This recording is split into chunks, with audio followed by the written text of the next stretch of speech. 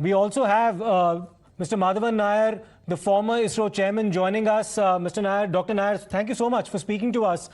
Do tell us about the significance of Aditya L-1 that we're now preparing for soon after the successful launch and, of course, the accomplishment of Chandrayaan 3.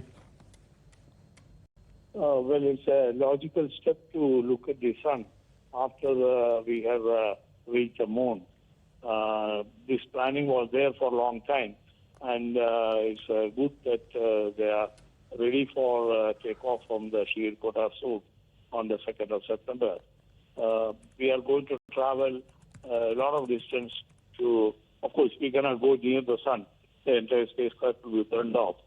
So we had selected the Lagrangian point, the point where the Earth's gravitational field as well as the solar gravitational pull will balance, and the spacecraft can be stationary there. From there, simultaneous observation of the solar phenomena and also the planet Earth will throw off a lot of scientific information on the Sun-Earth coupling and also the effects which are there, primarily due to the radiation in various bands or visible as well as X-ray, gamma ray, and so on. And also the solar flares which take place on the surface of the sun is quite damaging as far as the communication system and the ionosphere is concerned. So there again, detailed data can be collected. The micro explosions which take place is almost like a atom bomb.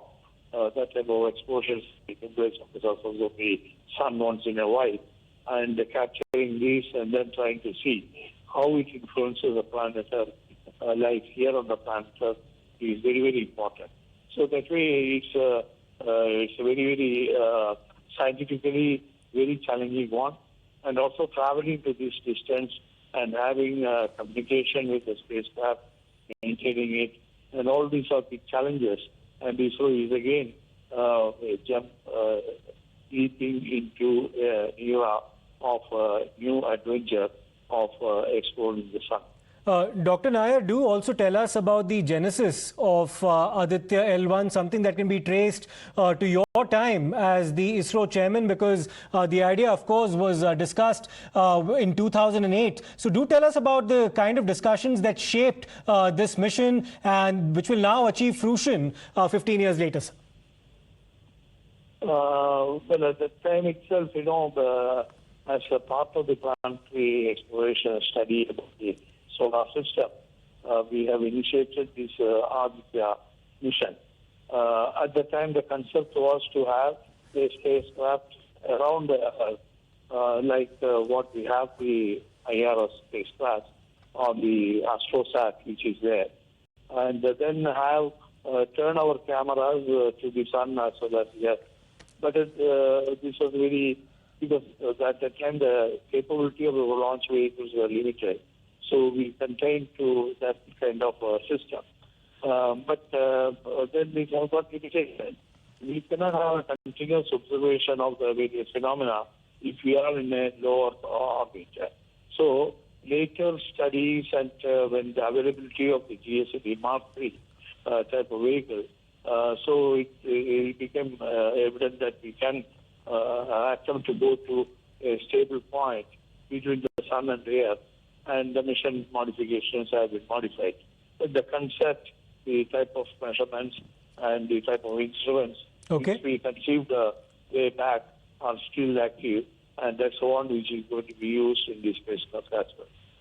Okay, Dr. Madhavan Nair, thank you so much for joining us and shedding light on this critical mission that will, of course, be launched on the 2nd of September. We also have Dr. P.K. Ghosh joining us, former ISRO scientist as well. Dr. Ghosh, thank you for speaking to Times Now.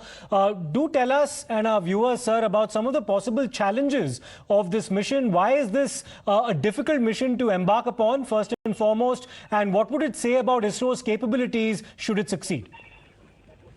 I'm a space strategist, not a scientist. But yes, I think there are a lot of challenges. Firstly, you've got to place this in the Lagrange point which is about 1.5 million kilometers away.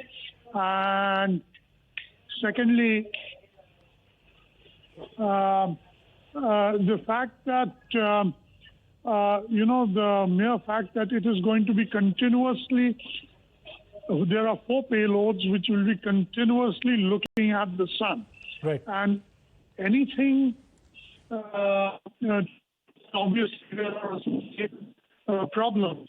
The reason why it's going on to this long range point is so that it is firstly outside the Earth's gravitational and magnetic influence, and in fact it cancels out. And the other reason is that you can look at the sun without any fear of occultation or eclipse, etc.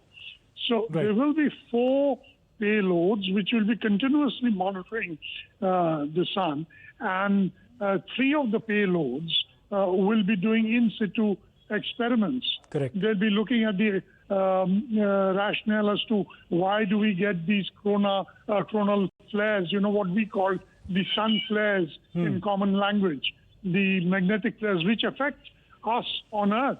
Many of our electricity lines and other things get affected. Right. So this is one thing that they'll be looking into, apart from other things, the space weather, etc. Right. So, right, Dr. Ghosh, thank you so much for giving us your insights as well on this launch, which will take place now on the 2nd of September, Saturday morning at 11:50 a.m. We'll have to slip into a short break right now. We'll continue our coverage of this and much more.